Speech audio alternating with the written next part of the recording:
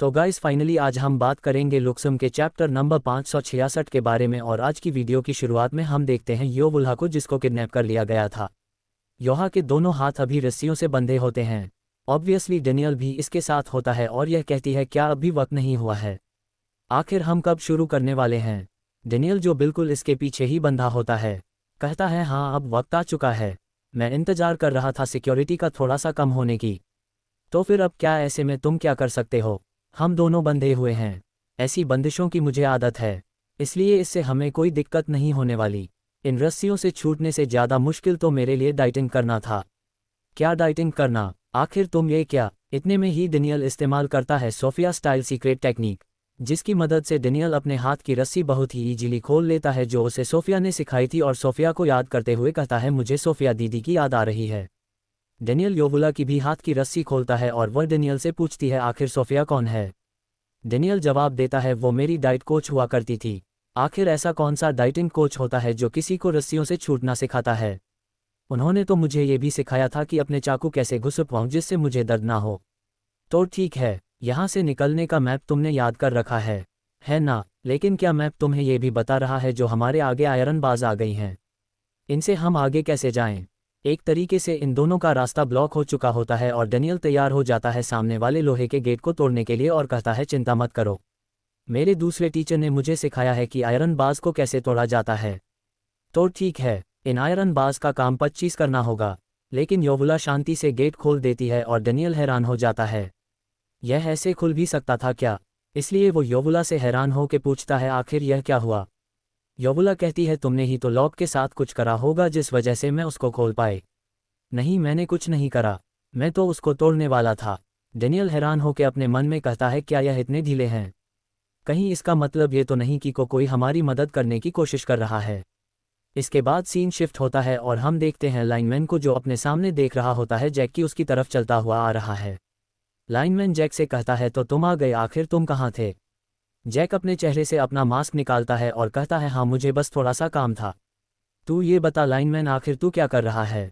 Lineman अभी China town के कुछ लोगों की तरफ देख रहा होता है और कहता है बड़े भाई मैं देख रहा था ये लोग चाइना टाउन के रहने वाले हैं, इनको देख के आपको ऐसा नहीं लगता इनकी ज़िंदगी में कोई स्ट्रेस नहीं है और यह मज़े से रह रहे हैं, और मुझे लगता है इनकी ऐसी ज़िंदगी का क्रेडिट जाता है डार्क क्रोकोडाइल सोसाइटी को।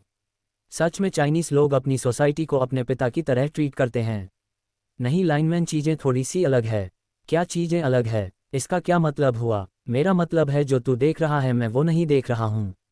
बड़े भाई मैं समझा नहीं आप बोलना क्या चाहते हो। खुश नहीं लाइनमैन, मेरी बातों पे ध्यान मत दे, मैं तो बस ऐसे ही बोल रहा हूँ। वैसे भी हमें डार्क क्रोकोडाइल सोसाइटी की ज़रूरत है और मुझे लगता है डेनियल पार्क मुझे समझेगा। दूसरी तरफ डेनियल और योवुला डार्क क्रोकोडाइल फोर्ट से बाहर निकलने के रास्ते में थोड़ा सा आगे जा चुके होते हैं और डेनियल अपने सामने जो देखता है उसको देख के वो काफ़ी हैरान होता है, क्योंकि यह जगह एक बिल्डिंग है और बिल्डिंग होने के बावजूद भी इसके अंदर काफ़ी सारी गलियां हैं। साथ ही में यहाँ पे काफ़ी सारे लोग वो भी होते हैं जो मीट वगैरह काट रहे होते हैं। इसलिए डेनियल इनको देख के कहता है आखिर यहाँ पे इतनी सारी गलियाँ क्यों है और यह इतने सारे लोग यहाँ पे क्या कर रहे हैं। इतने सारे लोगों की वजह से क्या ये बिल्डिंग टूटती नहीं है। यहाँ बिल्डिंग के अंदर तो डेली लाइफ के सारे सामान भी भरे पड़े हैं, ऐसा नहीं हो सकता। क्या यहाँ पे ये सब कुछ कर सकते हैं। दरअसल होती तो यह एक बिल्डिंग है लेकिन अंदर से यह पूरी किसी सिटी से कम नहीं होती। और यही बात डेनियल के लिए काफ़ी ज़्यादा हैरानी वाली होती है। इसके बाद डेनियल और योवुल्हा एक पतली सी गली से होते हुए आगे जा रहे होते हैं। ये गली इतनी पतली होती है कि ये दोनों पतले लोग भी इस गली से बहुत ही मुश्किल से जा पा रहे होते हैं। और योवुल्हा कहती है ये काफ़ी हैरानी वाली बात है, मैं भी यहाँ पहले कभी नहीं आई हूँ। अगर ऐसी बात है तो भगवान के लिए थोड़े से हैरान दिखा तो मुझे, लेकिन सच में यहाँ की ये गलियाँ बहुत ज़्यादा पतली हैं। मैं अभी हैरान ही हूँ, हैरानी में मेरा चेहरा ऐसा ही रहता है। नहीं, तुम झूठ बोल रही हो, ऐसा कैसे हो सकता है।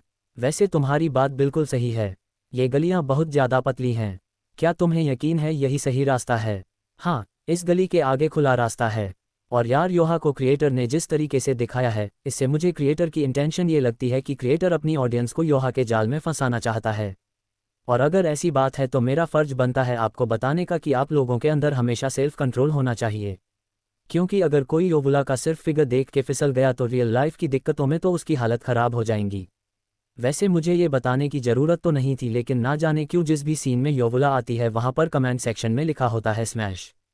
तो खैर ये दोनों गली से बाहर जब पहुंचते हैं इनको सामने कोई दिखता है और डेनियल उस बंदे को देख के हैरान हो जाता है क्योंकि वह और कोई नहीं बल्कि लेजेंडरी हब्सी दरिंदा गंगनम लैंडलॉर्ड होता है जो किसी टाइम पे हानल यानी कि जोई के कुछ कपड़े चुरा के उनसे मजे लेने की कोशिश किया करता था और इस चक्कर में इस हरामजादे ने अपने बीमार बाप के ऊपर भी ध्यान नहीं दिया था।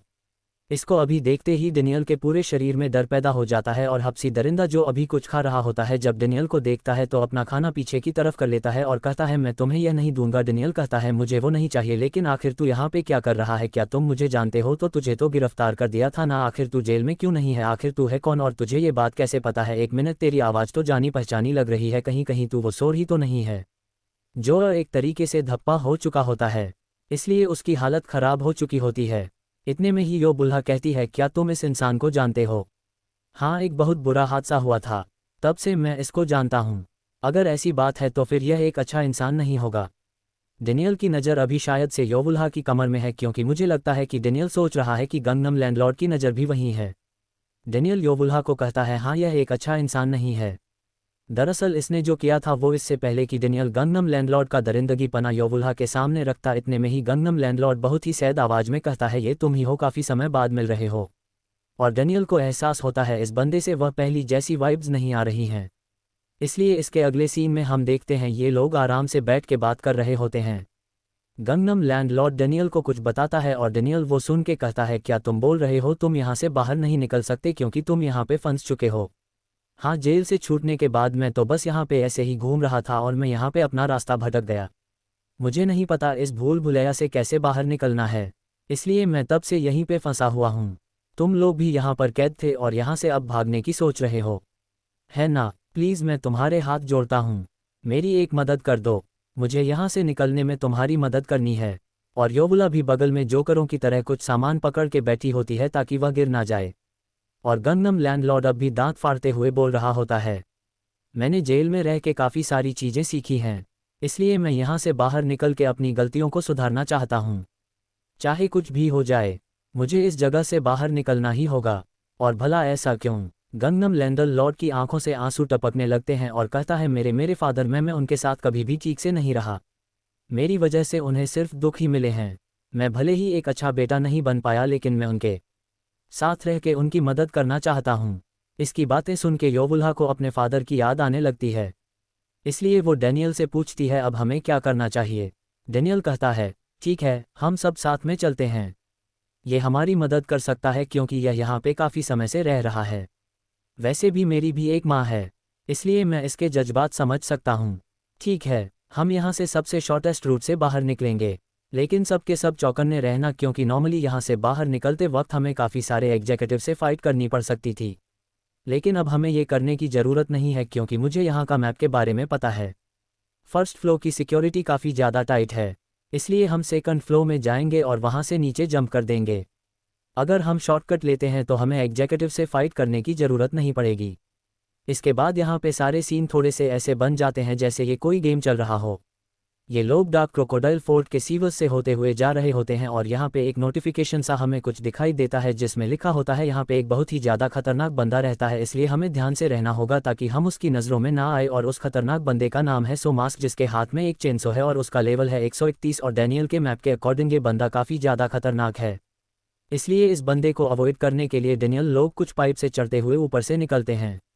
इनका अगला खतरनाक इलाका जहां से इन्हें गुजरना है वो है टेराकोटा वॉरियर्स जोन, और जो भी इन हेडलेस टेराकोटा वॉरियर्स के नज़रों में चढ़ता है ऑब्वियसली ये लकड़ी के पुतले उनका कुत्ता बना देंगे, इसलिए डेनियल लोगों को यहां से अपनी सांस रोक के निकलना है ताकि वो उनके ऊपर हमला ना करें। इसके अगले पड़ाव में आती है डार्क क्रोकोडाइल फोर्ट की एक सीक्रेट शॉप, और इस शॉप वाले का कहना है इसके पास सब कुछ है बस उसको छोड़ के जो इसके पास नहीं है।